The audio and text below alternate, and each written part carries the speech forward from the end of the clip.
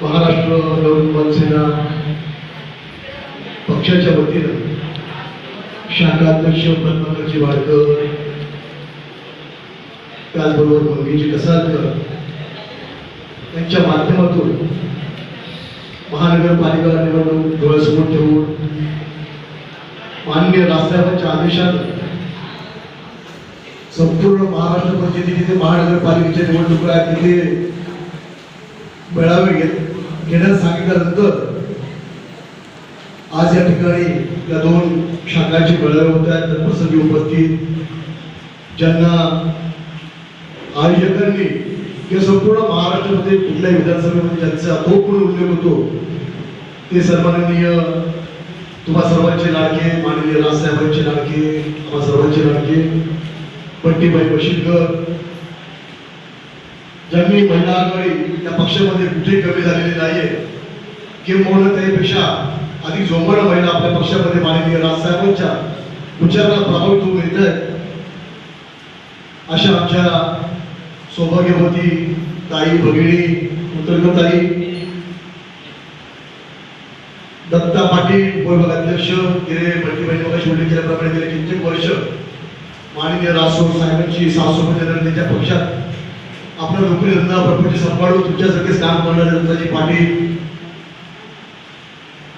आमचे सर्वांचे लाडके किंवा सर्वांचे लाडके आदरणीय ज्यांनी विद्यार्थी सेनेपासून शिवसेनेच्या पासून प्रवास केला माननीय पक्षामध्ये माननीय राजसाहेबांच्या पक्षामध्ये ज्यांनी पुढची वाटचाल चालू केली, उत्तमजी आदरणीय उत्तमजी सांडव, ज्यांनी आम्हाला वाटत की काही बोलता येत नसेल चांगल्या प्रकारे कार्यक्रम हँडल केला, चांगल्या प्रकारे मार्गदर्शन केलं.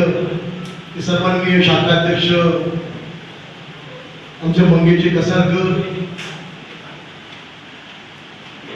जरी बोलता येत नसतं तरी काम चांगल्या प्रकारे करून बऱ्याच प्रकारे छोटे मोठे कार्यक्रम राबवून आपलं पक्षाचं सातत्य शाखेमध्ये ठेवलेले पद्माकरजी वाडकर, अशाच प्रकारचा भव्य दिवस मेळावा तो पहिलाच मेळावा घेण्याचा वर्णी विधानसभेत ज्यांनी मान पटकावला त्याला वर्णीचे सर्वांचे लाडके दादा कोटेकर, आमच्या मागे बसलेल्या सगळ्या भगिनी,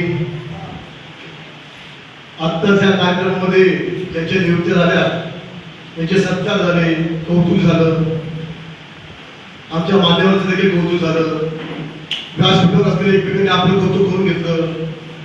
परंतु खऱ्या अर्थानं माननीय राजसाहेबांना अपेक्षित आहे जो समोर बसलेला सन्माननीय वर्ग आहे आमच्या माता भगिनी असतात त्यांनी कुठलीही अपेक्षा न करता माननीय राजसाहेबांच्या सोबत त्यांच्या विचारासोबत आपण पक्षाची साथ सोबत केली पाहिजे. अशा प्रकारे सन्माननीय माता भगिनी आणि बांधव मंडळी, बंटीभाई बशीरकरने सांगितलं मगाशी की माझ्या आई वडिलांची पुण्य आहे की माझं मेमरी खूप शार्प आहे, मी पहिल्यापासून ते शेवटच्या टोकापर्यंत नाव घेऊ शकतो. माझ्या नाव लक्षात राहत नाही याचा अर्थ माझ्या आई वडिलांची पुण्य नाही असं नाही. माझ्या माणसं असे लक्षात राहतात की जे अगदी मनमोकळे आतून बोलतात, एक तर ते ज्यांनी मला पैशाने फसवलेले असतील, तिसरे जे की माझ्या डोक्यात गेलेले असतात त्याची नाव बरोबर माझ्या लक्षात होतं. याचा अर्थ माझ्याकडून आई वडिलांची पुण्य, आपण सगळे आई वडिलांची पुण्य म्हणून आता आपण या थोडं सगळ्या काळामध्ये देखील आता आपण एकमेकांशी बोलतो, समज सांगतो माननीय राजसाहेबांच्या कसं आहे. चांगल्या वातावरणामध्ये माननीय राजसाहेबांचे आम्ही जुने सहकारी, माननीय राजसाहेबांना आम्हाला प्रबोधन करायला, विचार द्यायला, माननीय राजसाहेबांचे पक्षाचे विचार तुमच्यापर्यंत पोहोचवण्यासाठी आमची जरी जबाबदारी असते तरी चांगल्या वातावरणामध्ये काहीतरी असं वातावरण खराब करायचं नाही याचं भान आम्हाला आहे. कार्यकर्ते मिळवतो आम्ही सगळे बसले मंडळी एकमेकांची फांटू हक्काने बोलतो, वडीलच्या नात्याने बोलतो, परंतु इथे काही त्यांना काही टोचून वगैरे बोलण्याचं काही आमचं काही मानस नाही आणि ते योग्य देखील राजपर्यंत योग्य वाटणार नाही. आणि बरीचशी मंडळी इथं मंद मंडळी सर्वांनी आहेच, ही सगळीच मंडळी अगदी नावं जरी मी घेऊन शकतो चेहरे सगळं सांगेल. खूप मंडळी माननीय साहेबांनी झोपून दिलेली मंडळी येतो ना मागे आवाज, सर्व मंडळी झोपून दिलेली मंडळी आणि म्हणून या सर्वांचं मी अभिनंदन करतो. कोळीवाडीमध्ये जो कार्यक्रम झाला तिथे बरेचसे पदाधिकारी, सन्माननीय पक्षाचे पदाधिकारी की आपण नेहमीच बोलतो बंटीभाई काय जामदारबाई नेहमीच उरलेला गेले कित्येक वर्ष पक्ष स्थापनेपासून किंवा पक्षाच्या आधीपासून मार्गदर्शन करतात. तर मला असं वाटलं की काही आपल्या त्यांची मागणी होती की आमचे सेचे अध्यक्ष असतील, काही नेते मंडळ असतील, की आम्हाला बोलवलं जवळ विधानसभेमध्ये प्रबोधन करायला, माननीय राष्ट्राचे विचार द्यायला. त्या पद्धतीनं त्यावेळेस आम्ही बोलवले, दोघे तिघे आले आणि त्यांनी चांगलं मार्गदर्शन केलं. यावेळेस देखील मी बंटीबाईंना विचारलं, म्हटलं आपण 4-5 लोक खूप मागे लागले सेचे अध्यक्ष वगैरे, त्यांना बोलले काय बंटीबाई घ्या, बंटीबाई स्टाईल अरे घ्या बोलतो आपण देतील, आपणच रास्त आहे, आपली पोरं कधी पुढे बसतात. ही पद्धती करतो ते नेते वाढले की आपली पद्धती कधी जे ग्रासरूटला काम करतोय, शाखाध्यक्ष असतील, विभाग अध्यक्ष असतील, त्यांना बसू दे ना सन्मानाने. मला त्याची कल्पना पडली, त्याबद्दल मी त्याचे आभार मानतो. बंटीबाई माझ्याविषयी बोलताना काय कल्पना नाही, आमची मैत्री जर असते, आमचं भांडण जर झालं अख्खी 1 महिना आम्ही बोलत नाही, पण आमच्या मैत्रीमध्ये कधी 4 माणसामध्ये आलं आम्ही बोलत नाही. आमच्या मैत्रीमध्ये कधी शिवे आले नाही. आता आमच्या मैत्रीचा कार्यक्रम नाही किंवा आमचा वर्धापन दिन नाही मैत्रीचा, माझ्याविषयी बोलतात खरोखर मी भाव करतो. आणि मग म्हणून मी त्या गोळीवाड्याच्या लोकांच्या कार्यक्रमामध्ये जे आले होते संबंधित, त्यांना बोललो बाबा रे तुम्ही ना आमच्याविषयी काही बोलू नका, किंवा माझ्याविषयी तरी. लोकांना असं वाटतं का म्हणे ह्या जामदारांचा पक्षाचा कार्यक्रम आहे की जामदारांचा श्रद्धांजलीचा कार्यक्रम आहे.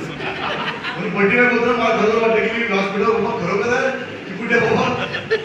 म्हणून त्यांना मी विनंती केली आजपासून की बाबा त्यांचा भाऊ आहे, ठीक आहे, त्याचा प्रेम करू शकतो. तुम्ही माननीय राष्ट्रपती सगळ्या पदाधिकाऱ्यांनी भरपूर प्रेम केलं, कारण आपण एकमेकांचे सगळे सहकार्य आहेत, एका कुटुंबात काय. आणि म्हणून माननीय राष्ट्राच्या जेव्हा पदाधिकारी त्यांच्या नियुक्त झाल्या, याचा अर्थ त्यांच्यावर महत्वाच्या जबाबदाऱ्या आहेत, त्या जबाबदारीचं भान ठेवलं पाहिजे. आपण फक्त ते सह्या केल्या, आमच्या ताईने सह्या केलेल्या असतील, शाखेचे सह्या असतील, त्याच्यावर ते नियुक्त पत्र होतं घेतलं आणि एखादं गावामध्ये ठेवलं, ते ह्यांनी मागणार नाही. माननीय राष्ट्राकडे अपेक्षित द्या की आपल्या बरोबर आपली जी जबाबदारी आहे, म्हणजे सेंचे पदाधिकारी असतील, कुठल्या याचे सगळ्याच्या घेणार ते मगाशी आलेले ते त्यांनी सूर्यराज काहीतरी संस्था काढली, बेरोजगार संस्था. आता सूर्यराज शेखवणाचं नाव आहे बंटीबाई सांगू शकते बरोबर, म्हणजे त्या नावाने संस्था काढली, तिथून चांगलीच अपेक्षा लोकांनी केली पाहिजे, लोकांना चांगलंच नाही मिळालं पाहिजे. याच्यात कसं होतं, माननीय राष्ट्रपती एक किस्सा सांगतात की आम्ही जेव्हा मेळाव्याला जातो राष्ट्रपतीसोबत, बॉडीगार्ड म्हणून म्हणा किंवा पदाधिकारी म्हणा, तर त्यावेळेस आम्ही मोजके असायचे बंटीबाई सांगतात. आमचं कसं तेव्हा मेळावा एखादा लावायला म्हटलं किंवा माझ्या शेजारी बाजूला आमची ग्रामस्थ मंडळी ते शोधून आणायचं, व्हायचं गाडीवर टॅक्सी घ्यायला की बस करा, हे माझी बिल्डिंगमधून आणायचे, दत्ता त्याच्या बिल्डिंगमधून आणायचे, उत्तरमध्ये म्हणजे माणसं जेव्हा नव्हती. पण जेव्हा माननीय राजसाहेब जेव्हा बाहेर पडले पक्षातून आणि ज्या मोठ्या प्रमाणात लोकांचा उत्स्फूर्त प्रतिसाद मिळाला, म्हणून हे आजचं चित्र देतं माननीय राजसाहेबांची जबाबदारी. म्हणून त्या महान असतो नेहमी बोलतो की तुमचा किंवा आमचा जो सन्मान होतो जिल्ह्यामध्ये जा कुठे या तालुक्यामध्ये राजसाहेब यावं तशा प्रकारे की कोण कमी असेल 3-4 पण स्वागत होतं, लोक कौतुक करतात, आनंदाने जल्लोष करतात. याचा अर्थ आम्हाला भान असतं की हा आमचं कौतुक नाही, हे आमचं स्वागत नाही, माननीय राष्ट्रपतीचं स्वागत आहे.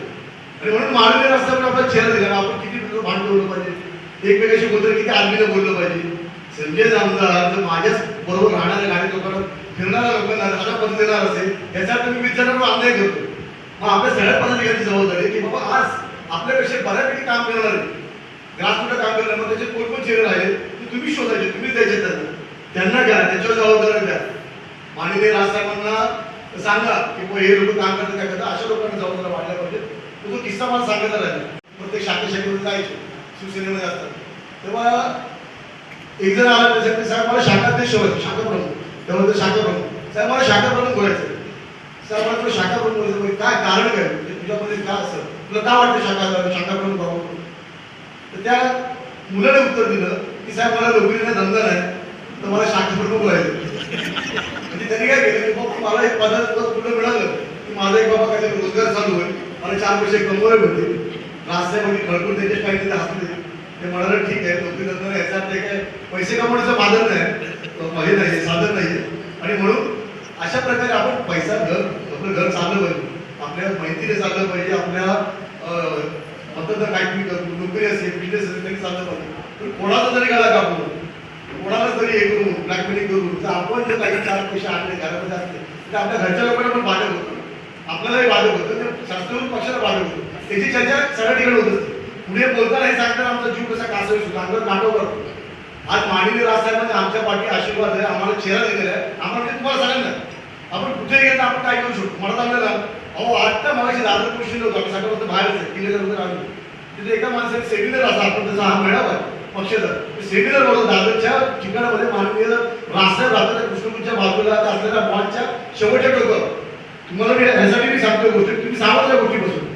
त्यांनी जवळजवळ तिथे 2 कम्प्युटर आले होते. धारावीचे आमचे मित्र, मी ओवीशी पण बोलून छोट्या सभेत पण कानावर घातलं की दादरसारख्या ठिकाणी हा माणूस आहे 2 लोकांचे फ्रॉड केले, एकाचे 30 लाख आणि एका महिलेचे अशा छोट्या 60 लाख आणि असे बाकी किती 350-400 करोड फ्रॉड केला.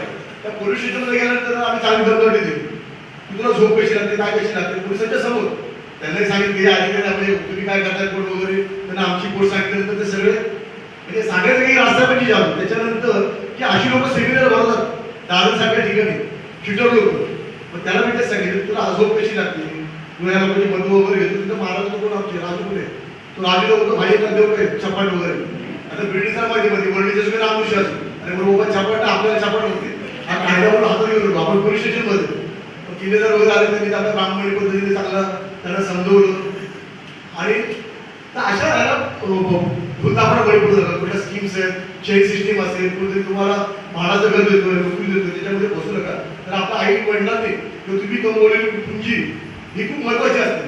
आपण काय लालसेला येतो आणि टाकतो पैसे असं तो एक भाग झाला. दुसरी गोष्ट माननीय रासाहेब एक किस्सा होतो, त्याचे 2 किस्से सांगतो मी नाटक होतो. आमच्यासाठी काही उर्मोट लोक असतात. आता मला पण वेळ ह्याच्याशी व्हिडिओ पुढवा ह्याला दादागिरी कर, त्याला दादागिरी कर, बरोबर.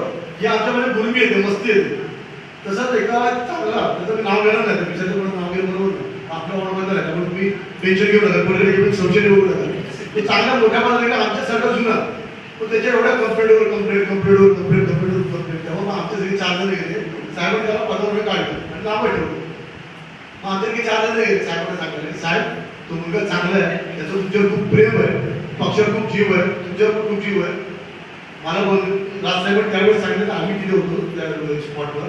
ते म्हणाले अरे ठीक आहे रे, त्याचा माझ्यावर जीव मला माहिती, माझं त्याच्यावर जीवन त्यालाही माहिती आहे, परंतु हा आता जेम्स आहे. तेव्हा जेम्स बॉन्डुरी होतो. हा जेम्स आणि बॉन्ड याच्यावर तर माझा खूप जीव आहे, माझ्या मुलांसारखा त्याच्यावर जीव आहे. पण तो माझ्याकडे येणाऱ्या प्रत्येक पाहुण्याला तो चावायला लागला तर मला त्याचा विचार करावाच लागेल. त्यामुळे हा प्रत्येक पदाधिकारी शिवाय बोलायला लागला, दादागिरी करायला लागला की माझे अधिकारी त्याला सगळेच अधिकार देतात अशा पद्धतीने वागायला लागला तर मला त्याचा विचार करावाच लागेल. म्हणून आपण ठेवलं पाहिजे की मी आज आहे उद्या नाही, ही प्रोसेस आहे. संजय नामदार आज असेल मला अध्यक्ष म्हणून उद्या तुम्ही असाल. याचा अर्थ संजय नामदार कुठल्या पद दिला याचा अर्थ बाकीच्या टॅलेंट ना असाल, सगळ्यांमध्ये टॅलेंट असतं, ती संधी असते. ते प्रत्येकाला वेगवेगळ्या पद्धतीने मिळत असते संधी. त्याचे प्रकार भरपूर आहेत, त्या प्रकार तुम्ही जाणार नाही. काही कामाडे करतात, काही म्हणजे मर्जी संपन्न करतात आणि म्हणून आपण काम करताना सगळ्यांना संधी मिळेल. मी एवढं सांगतो की बंटीबाईंनी भाषण केलं, आमच्या उत्तमजींनी बरोबर बोलले, कसा वेळ नाही पण नाही म्हणता बराच वेळ घेतला आणि वेळ आता पावणेवर झालेले. नेहमीच आपण रिकाम्या पोटी माणूस भुकेचा विचार करतो, पोटाचा विचार करतो आणि भरल्या पोटी विचाराच्या गोष्टी करतो. आता जी वेळ आहे ती 8:45 आपली जेवणाची वेळ झाली. समोशाचा कार्यक्रम पण थांबलेला आहे, त्यांनी थांबवला आहे. आपलं सौजन्य साहेबांचे संस्कार चालू करायला कोणी समोसा खाल्लेलं नाही, बरोबर. त्यामुळं इथे जेवणाची त्याची वेळ झालेली आहे, मोठ्याला भूक लागली असेल, आम्ही कंटाळलेलो आणि आम्ही मार्गदर्शन काय करणार, नेहमी मार्गदर्शन करणार. जेव्हा खऱ्या अर्थानं रणांगणात उतरायची वेळ येईल तेव्हा प्रचार सभा असेल, समोरच्याचं नामोहरण करणं असेल, त्यांच्या विचाराला म्हणतात आपल्या समोर भेटण्याची वेळ असेल, म्हणजे शाब्दिक असेल किंवा शारीरिक असेल, ती आपण करायच्या वेळेस आम्ही त्यावेळेस नक्कीच राहू.